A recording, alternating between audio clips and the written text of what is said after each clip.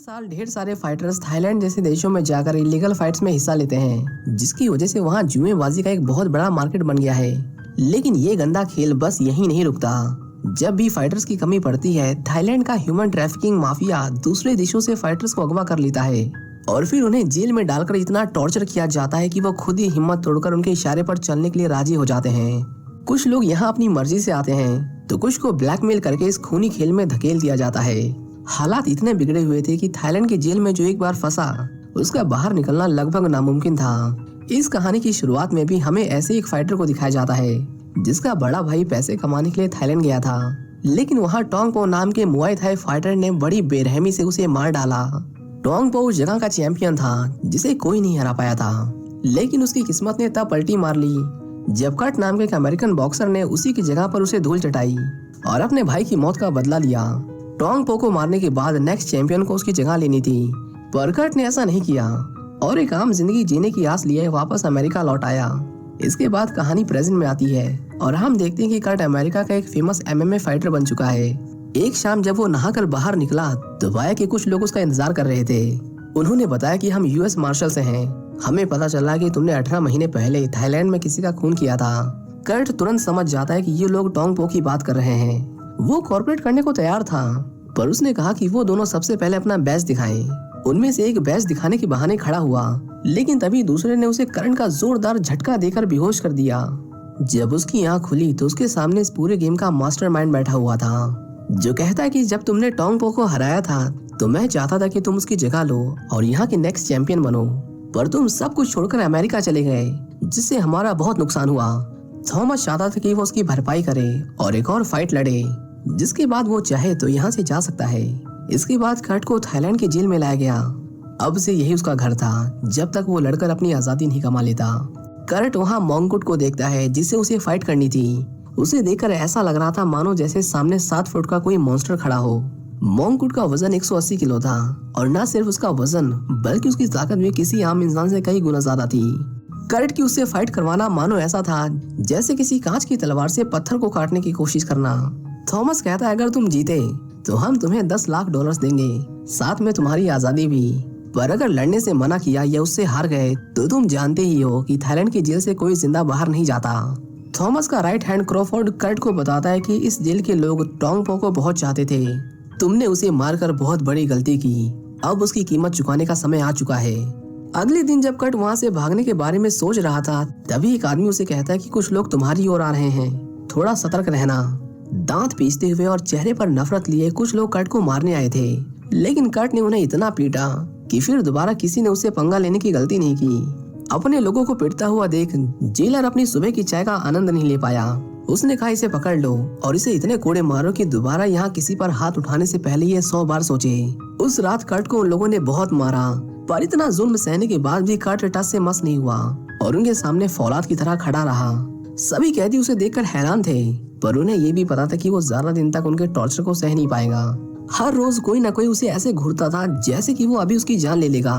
Kurt बेचारा उनके लिए मानो एक पंचिंग बैग बन गया था जिस पर हर कोई अपनी प्रैक्टिस कर रहा था, और ये सिलसिला ऐसे ही चलता रहता जब तक वो पूरी तरह से टूट नहीं जाता। एक दिन कर्ट गलती से वहाँ बैठे कैदी से टकरा गया। इस आदमी का नाम ब्रिग्स है और ये अकेला ऐसा आदमी है जो अपने काम से काम रखता है, और जो इससे पंगा लेता था उसे ये हमारे बिना छोड़ता नहीं था। बदकिस्मती से इस बार कर्ट उसके हत्थे चढ़ गया। ब्रिग्स ने उसे बहुत पीटा, पर वो बाकियों की तरह उसकी जान लेने पर नहीं तुला हुआ था। वो बस कर्ट को सबक सिखाना चाहता था कि वो अपनी हद में रहे। जब पुलिस वहाँ पहुंची तो उन्होंने कर्ट के साथ साथ इस बार ब्रिग्स को भी पकड़ लिया और उन दोनों को कोड़ों से बहुत पीटा। कर्ट बेचारा दर्द से चिल्ला रहा था, पर ब्रिग्स उसके चेहरे पर दर्द तो छोड़ो, परेशानी की एक शिकन तक नहीं थी, जैसे कि उसका रोज का काम हो। एक दिन कर्ट ने कुछ पुलिस वालों के हाथ में फोन देखा और बड़ी चालाकी से उसे उनकी जेब से चोरी कर लिया। उसने तुरंत अपनी वाइफ को कॉल किया और उसे बताया कि मुझे किडनैप किया गया है, मैं बैंकॉक की किसी जेल में हूँ। इससे पहले वो कुछ और बता पाता, पुलिस कर्ट को फिर से पकड़ लेती है और उसे बहुत पीटा जाता है। थॉमस ने कहा ये लोग तुम्हें मार देंगे, इस तरह हर दिन तड़पने से अच्छा है कि तुम मेरे लिए रिंग में लड़ो, मैं तुम्हें आजादी और पैसे दोनों दूंगा। पर फिर भी कर्ट नहीं मानता, जिससे थॉमस तिलबिला उठता है। वहीं दूसरी तरफ लियो कर्ट को ढूंढते हुए थाईलैंड आती है। उसकी वाइफ बनने से पहले वो थाईलैंड में एक पुलिस ऑफिसर थी, इसलिए उसे पता लगाने में जरा भी देर नहीं लगती कि कर्ट को किस जेल में रखा गया है। उसी रात ब्रिग्स कर्ट से मिलने आता है कर्ट ने पूछा, तुम उस दिन इतना दर्द सहकर भी चुप कैसे थे? मुझे बताओ कि तुमने वो कैसे किया। ब्रिग्स उसे एक पौधे के पास ले गया और कहा, इसे हर दिन आकर छुआ करो। इसमें कुछ केमिकल्स हैं जो तुम्हारी नसों को शांत कर देते हैं और दर्द नहीं होता। आज रात इसका लेप बनाकर अपनी पीठ पर रगड़ लेना, बाकी सब तुम्हारा दिमाग कर लेगा। इसी बीच कर्ट को पता चला कि उससे कोई मिलने आया है। उसने देखा कि ये तो माइकल है, उसका पुराना मार्शल आर्ट टीचर, जिसकी मदद से उसने टोंग पो जैसे खतरनाक फाइटर को हराया था। उन लोगों ने माइकल को भी टोंग पो के मर्डर में अंदर कर दिया था और सबसे दुख की बात ये थी कि उन्होंने उसकी दोनों आंखें फोड़कर उसे अंधा कर दिया। माइकल ने कहा, देखो कर्ट, मेरे लिए परेशान मत होना। इसी बीच थॉमस को पता चल जाता है कि कर्ट की वाइफ उसे ढूंढते हुए थाईलैंड आ चुकी है, जिसके बाद वो अपने लोगों से कहकर उसे किडनैप कर लेता है। क्रोफोर्ड कर्ट से मिलने आया और उसे उसकी अगवा की गई वाइफ का वीडियो दिखाकर कहा कि अब तो तुम जरूर लड़ोगे, लड़ना ही पड़ेगा। यहाँ से बाहर जाने के सारे रास्ते बंद हो चुके हैं। एक दिन बाद थॉमस कर्ट से मिलने आया। सबसे ज्यादा खुशी उसी के चेहरे पर झलक रही थी, क्योंकि अब जो वो लोगों के सामने पेश करने वाला था वो किसी खौफनाक तमाशे से कम नहीं था। कर्ट ने भी अपनी ट्रेनिंग शुरू करने में जरा भी देर नहीं की और माइकल के साथ मिलकर मोंगकुड को हराने के लिए नए नए पैतरे सीखने लगा। माइकल इस बार उसे एक नए अंदाज से ट्रेन करना चाहता था। आंखों की रोशनी जाने के बाद वो ऐसी चीजें महसूस करने लगा था जिन्हें एक इंसान अपनी आंखों से देखकर भी महसूस नहीं कर सकता। वो चाहता था कि कर्ट भी अपनी ज्यादातर ट्रेनिंग आंखें बंद करके करे, इससे उसे मोंगकुड को हराने में मदद मिलेगी। ब्रिग्स भी उसे ट्रेन करने में बढ़ चढ़कर हिस्सा ले रहा था और अगर इतना भी कम था तो वो उसके लिए एक 7 फुट का पहलवान ले आया, जिसकी कद काठी बिल्कुल मोंगकुड से मेल खाती थी।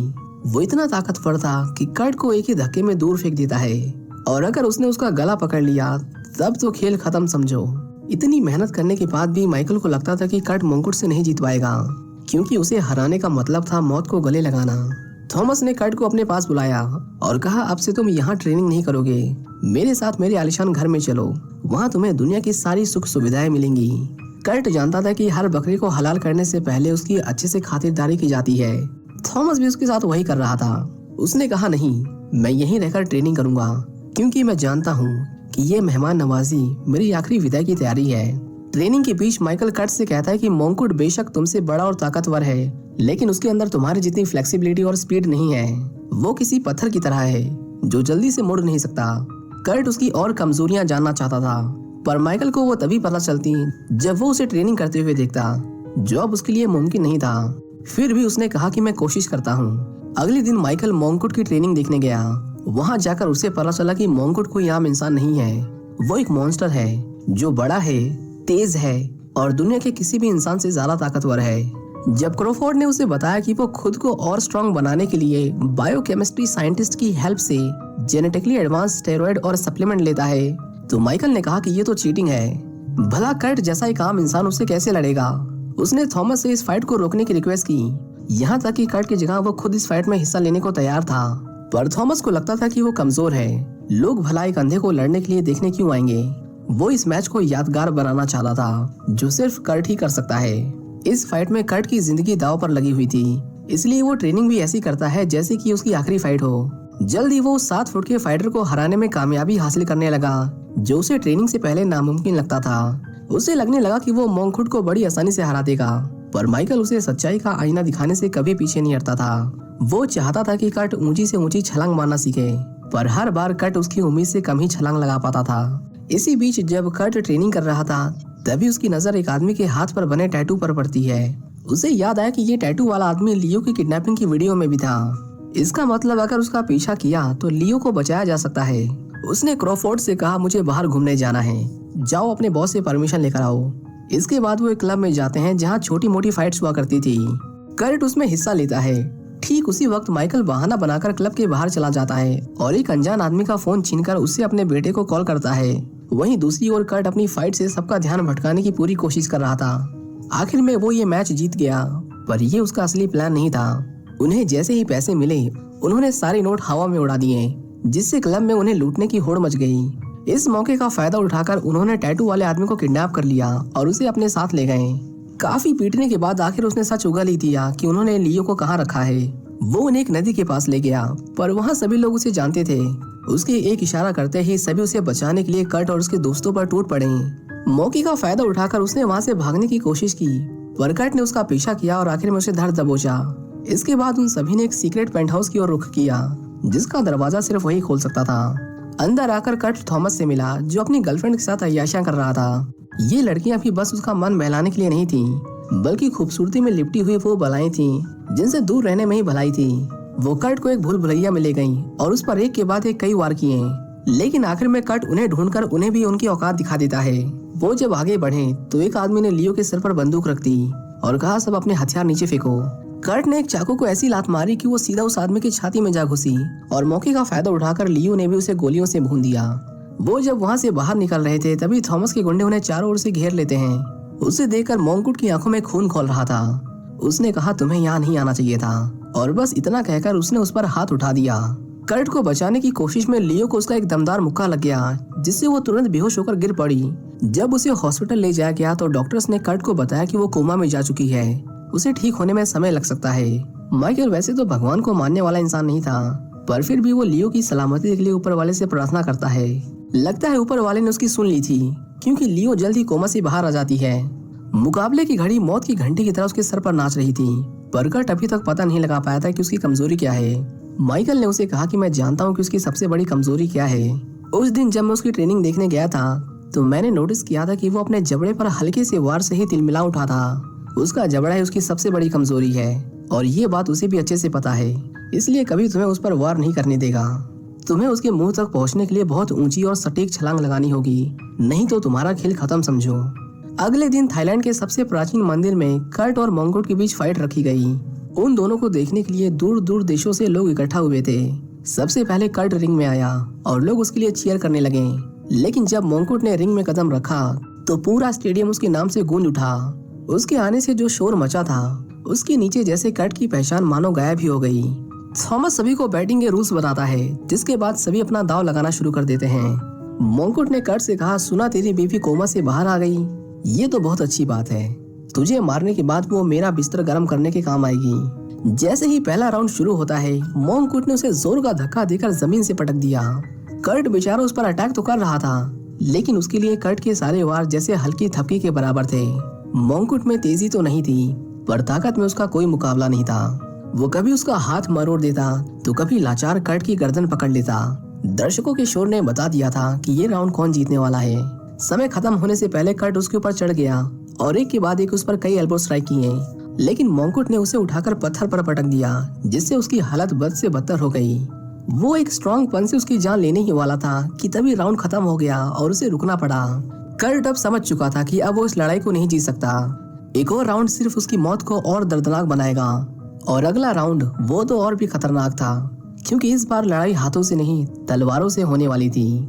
जैसे ही गोंग बजाया गया, मॉन्कुट कर्ट के ऊपर टूट पड़ा। उसके वार में इतना जोर था कि कर्ट की तलवार उसके हाथ से छटक कर दूर जा गिरी। इतनी मार खाने के बाद कर्ट के अंदर हिम्मत नहीं थी कि वो ठीक से खड़ा हो सके। सबने मॉन्कुट से कहा, उसे मार दो, वो जिंदा नहीं बचना चाहिए। जिसके बाद मॉन्कुट ने उसे उठाया और उसके पेट में इतना जोरदार घूंसा मारा कि उसका पूरा शरीर थर्रा उठा। सब उसकी तरफ देख रहे थे, इस उम्मीद में कि शायद वो उठे, लेकिन वो नहीं उठा। तभी एक डॉक्टर भागता हुआ उसके पास आया। उसने जल्दी से उसकी जांच की और सबके सामने ऐलान किया कि अब वो इस दुनिया में नहीं रहा। जैसे ये खबर फैली, चारों तरफ मॉन्कुट का नाम गूंजने लगा। लोग उसकी जीत का जश्न मनाने लगे, लेकिन उसी शोर के पीछे एक कोना ऐसा भी था जो खामोशी में कर्ट की मौत का मातम मना रहे थे। लियो ने कर्ट को उठाने की बहुत कोशिश की, लेकिन अब वो जा चुका था। माइकल भी अपनी आंखें नम होने से खुद को रोक नहीं पाया और उसे खोने के दुख में फूट फूट कर रोने लगा। इसी बीच लियो की नजर उस स्टेरॉइड पर पड़ी जिसमें डेड सेल्स रिपेयर करने की अद्भुत शक्तियां थीं। जरा भी देरी ना करते हुए उसने उसे उठाया और कर्ट के शरीर में इंजेक्ट कर दिया। स्टेरॉइड जैसे उसके खून में मिक्स हुआ, अचानक कर्ट जिंदा हो गया। उसकी मौत का जश्न मनाने वाली भीड़ भी उसे देखकर चौंक गई। सबके चेहरे ऐसे हो गए थे मानो उन्होंने भूत देख लिया हो। कर्ट ने कहा, जब तक हम में से कोई मरता नहीं, ये मैच नहीं खत्म होगा। थॉमस ने देखा कि अचानक सभी लोग कर्ट पर पैसा लगाने लगे थे। उसे समझ आ गया कि लोग अब उसकी ताकत पर नहीं, उसकी हिम्मत पर दाव लगा रहे हैं। कर्ट ने माइकल को उसकी आंख पर कपड़ा बांधने को कहा, क्योंकि मॉन्कुट को सिर्फ मारना ही काफी नहीं था, ये भी अंदाजा लगाना जरूरी था कि वो किस तकनीक से हमला कर रहा है। रिंग में आते ही उसने बस अपना बचाव किया। उसने हवा में आने वाले हल्के से हल्के बदलाव को महसूस किया और जल्दी उसे मॉन्कुट का फाइटिंग पैटर्न समझ आ गया। वो जानता था कि उसका जबड़ा कमजोर है, लेकिन जब तक वो छाती चौड़ी कर पत्थर की तरह सामने खड़ा रहेगा, वो उस पर हमला नहीं कर सकता। हल्का सा झुकने के लिए उसका थकना बहुत जरूरी था। उसका आधा काम तो भीड़ ने कर दिया। लोगों ने मॉन्कुट को गुस्सा दिलाया, जिसकी वजह से वो बहुत जल्दी थक गया और जब जब वो थोड़ी सांस भरने के लिए नीचे झुकता तब तब कर्ट उसके जबड़े पर जोर से वार करता।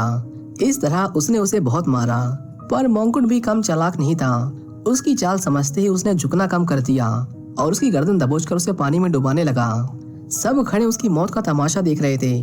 उन्हें लगा कि बस यही अंत है, लेकिन कर्ट एक बार फिर से खड़ा हुआ और मॉन्कुट के ऊपर एक के बाद एक कई जानलेवा वार किए। माइकल ने उसे किल शॉट के बारे में बताया था और यही मौका था उसे इस्तेमाल करने का। कर्ट ने उसके जबड़े पर एक जोरदार फ्लाइंग किक मारी, जिससे वो धाराशायी होकर जमीन पर गिर पड़ा। उसने उस पर इतने मुक्के बरसाए कि अब सिर्फ उसकी सांसें चल रही थीं। उसके शरीर में इतनी भी ताकत नहीं बची थी कि वो उठकर पलटवार कर सके। कर्ट चाहता तो उसकी जान बख्श सकता था, लेकिन उसने लियो के साथ जो किया था उसके बाद उसे माफ कर पाना नामुमकिन था। आखिर में कर्ट ने उसका गला घोटकर उसकी बची हुई आखिरी सांस भी छीन ली और उसे मार डाला। ये फाइट अब खत्म हो चुकी थी और कर्ट इसका विजेता था। वहीं थॉमस का जो नुकसान हुआ उससे तो वो शायद एक बार के लिए उभर सकता था, लेकिन जो उसे सबके सामने जलील होना पड़ा उसका घाव कभी नहीं भरेगा। इसी के साथ ये मूवी यहीं खत्म हो जाती है। उम्मीद करता हूँ कि आपको ये कहानी पसंद आई होगी। Thank you for watching, see you in the next one.